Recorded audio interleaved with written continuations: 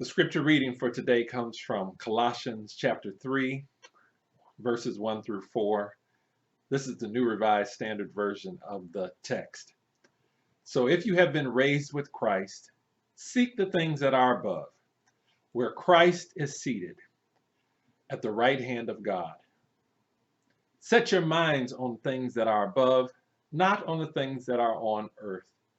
For you have died, and your life is hidden with Christ in God.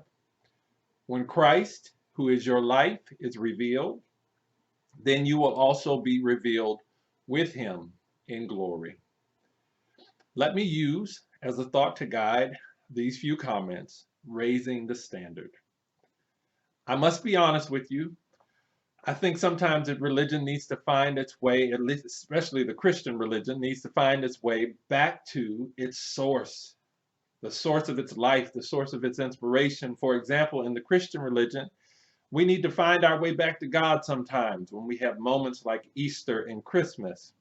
For if we are not careful, we'll realize that we have given permission to allow some of the commercial aspects of these moments to overwhelm us and to basically preempt the real meaning of our religion. I have nothing against the Cadbury bunny, but it has not affected the kind of change that this world needs. I have nothing against Easter dresses and new suits. These traditions have their place in our lives. They can help us make the moments that we spend together meaningful.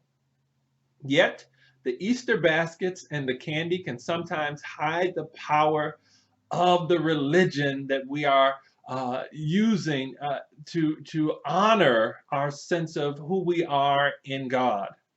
It would be a shame if we made room in our budget solely to buy new clothes and goodies for Easter Sunday morning, but failed to make room in our hearts to renew ourselves with the power of the hope that the resurrection provides. The routine is fine if it does not lose sight of the Christ who gives it meaning. The candy has its place. The baskets and programs and speeches all have their place. At the same time, we must be careful to know the meaning of Easter beyond those parts of our celebration. Even in the midst of this pandemic, our faith needs to survive not having a building for sunrise service, an Easter program, and even the 11 a.m. worship service. We lower our expectations of our Christian faith when we look forward to the new suits and candy more than we do the message of the resurrection. We create a religion of low expectations when we replace the power that God revealed in an empty tomb with traditions and practices that replace real religion. Paul had an antidote for such a problem as this when he wrote his letter to the church at Colossae. He wrote to the Colossian church to help them avoid a religion of low expectations. Certain people in the church, the Colossian church, started teaching that the real religion was in the rules and the new rules that they established and structured to express their faith. Paul noticed that the teachers and philosophers of their day, tried to replace Jesus with something comparable to Easter baskets and chocolate bunnies. But Paul brought the people back to the core of the Christian religion. The resurrected Christ changes the standard, raises the standard. Christ raises the bar for what is possible in our lives. Because God raised Jesus from the grave, our relationship with Jesus can right the direction of our lives. Paul knew that a religion of low expectations was easier for people to claim and to practice. Yes, it is easier to buy a new suit and come to worship one Sunday a month, maybe one Sunday a year, or not at all. This critique is not an indictment, though. It is a call to ask ourselves what we expect of religion. Do we want to set the bar low and think that our religion should only be showing up and letting God take attendance on Easter Sunday? Paul was concerned that habit and tradition would mean more to people than a relationship with Jesus. To be honest with you all, the religion is in the relationship that we have with God through Jesus. Paul told them and tells us today that the resurrection revealed the power of real relationship. Look how closely Jesus walked with God during his time on earth, and God rewarded Jesus. Their relationship was tight. They were connected by love. Jesus lived in such a way that God was pleased. The power of that relationship helped Jesus through the most difficult moments in his life. And the power of that relationship raised Jesus when it seemed like the story was finished. Someone in this room has experienced that kind of power. Someone watching me in your living room, your kitchen, someone who is feeling the connection that we are sharing by way of calling each other and talking to each other on the phone or emailing each other. You recognize how much it means to be in real relationship with God by being in real relationship with each other. The power that God shared with Jesus, that Jesus shared with us, tells us that our stories are not finished. Life closed in on you like a tomb at some moment in your journey, possibly. But God rolled away the stone, and there were people who looked like me and you there to help us through our toughest times.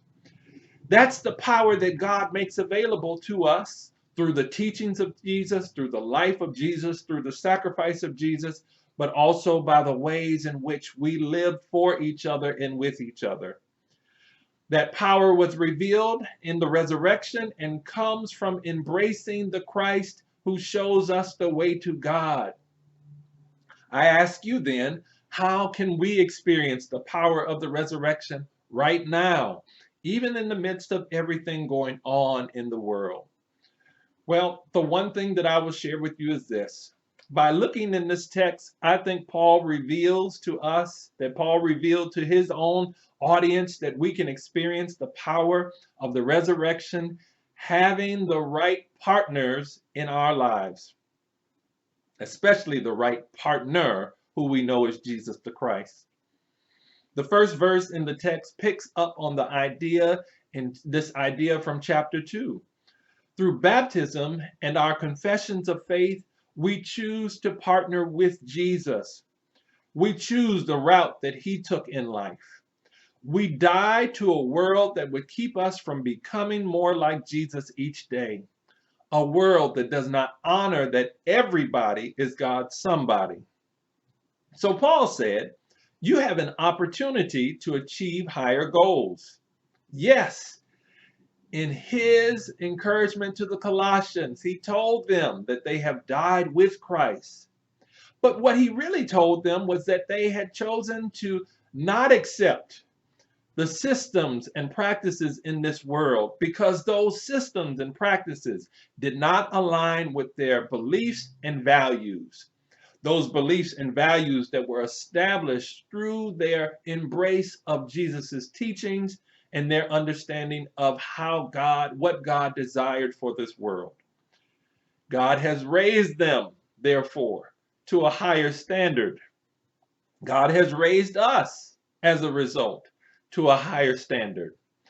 Paul told them that they learned to tune out the Colossian church. He told them that they learned to tune out the noise and the clutter of what it might mean to be successful and powerful and worth something in society.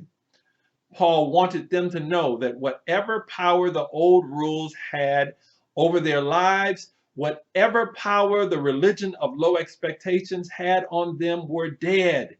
And they had a new chance to live into the same kind of relationship that Jesus had with God. Christ now sits at the right hand of God, Paul told them. Shoot for that goal. Choosing the right partner means that we are careful to consider the character and values of our companions.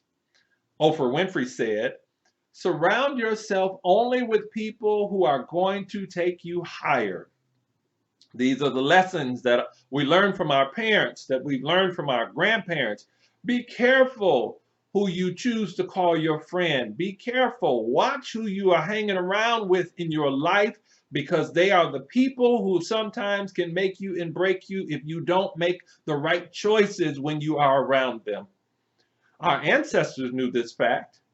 They established churches and clubs, businesses and schools with the belief that they could make it through with each other and with God's help by way of the power of real relationships with God and each other. The National Association of Colored Women used as their motto, "Lifting as we climb." Du Bois, W.E.B. Du Bois, and Mary McLeod Bethune, Ella Baker and Martin King, your parents and grandparents and mine all knew that we could not get anywhere without each other and God's power to get us up from our toughest moments. We are called to make the decision each day of who we will allow into our lives. Who walks with you in your toughest moments? Who is the person who walks you back into the light of day when you cannot see your way? Sometimes we cannot experience the power of a resurrection faith because we are pulled down by the people who are with us. Yet God is willing to connect us to God's power through each other and through the Christ who showed us the true value of partnerships. For this reason, we need each other now more than ever. When church buildings are empty, we need each other. When restaurants and stores are limiting who comes and goes, we need each other. When people are hoarding supplies and resources that are needed across the country in hospitals, for healthcare workers, for people who are ill and lonely, we need each other. When our normal hangouts like libraries and college dorms and schools are closed, we need each other. We need good partners to point us back to the power of the resurrection. Jesus knew that when he sat down for one final meal with his disciples. Jesus knew that when he took a few of his disciples on a hill to pray with him. Jesus knew that when he hung on a cross and said to his mother and to the disciple he loved, "This now is your mother, and mother, this now is your son." Jesus knew that when he said, "God, forgive them. Father, forgive them, for they know not what they are doing." Paul pointed his audience to a relationship.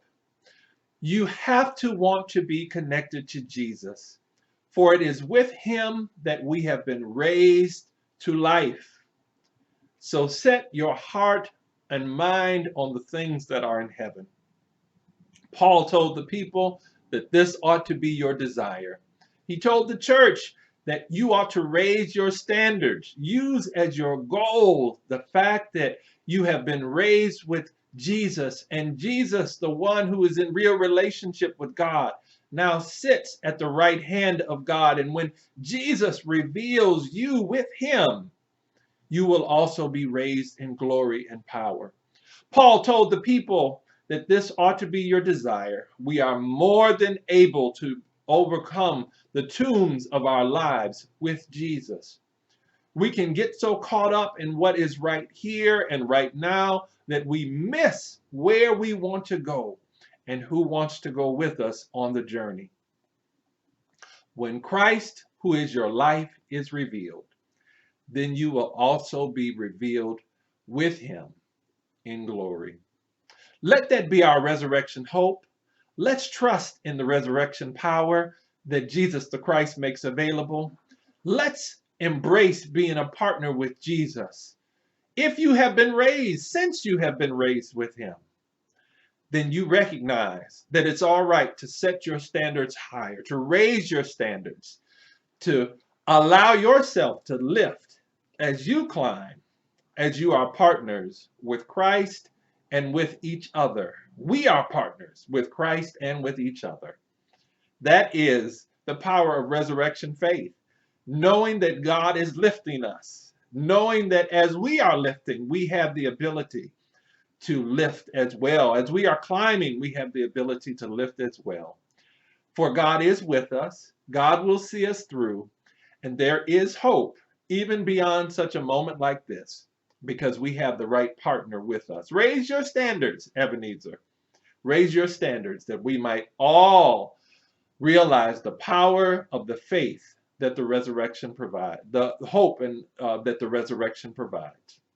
God be with you, God keep you, God bless you, and God give you peace. Amen.